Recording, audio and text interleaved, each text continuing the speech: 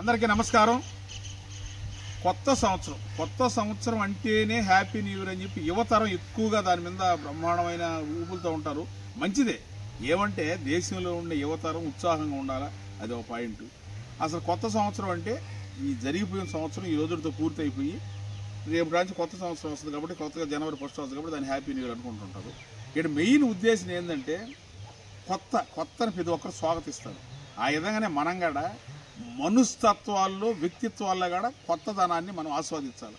ఏంటంటే ఇప్పుడు happy new year అని చెప్పడం, ర్యాష్ డ్రైవింగ్లతో రోడ్ల మీద పోవడం, ఇంకేమన్నా ఇబ్బంది చేయడం అటువంటివి కాకుండా మనుషులు స్వతహాగా మంచిగా నడవడికతో ముందుకు కానీ మారిపోతే ప్రతి ఒక్కరి అద్భుతంగా ఉంటుంది సమాజం. అప్పుడు ఏ ఇబ్బందులు కూడా ప్రమాదాలు కూడా జరగవు, అన్నీ బాగుంటాయి. వాళ్ళు ప్రతి ఒక్కరు కూడా వాళ్ళకై వాళ్ళు విజేతలుగా మారుతారు. ఆ విధంగా రేపు కొత్త సంవత్సరంలో ప్రతి ఒక్కరికి తెలుగు 2 రాష్ట్రాల ప్రజలకి అందరికీ యువతరానికి వాళ్ళకి అందరికీ హ్యాపీ న్యూ ఇయర్ శుభాకాంక్షలు చెప్తున్నాము. ప్రతి ఒక్కరు కూడా కొత్త ఆలోచనలతో ముందుకు పోయి మంచి సమాజాన్ని ఉండి మంచి పౌరులుగా ఉండాలని మనస్ఫూర్తి కోరుకుంటున్నాం. Okay, thank you.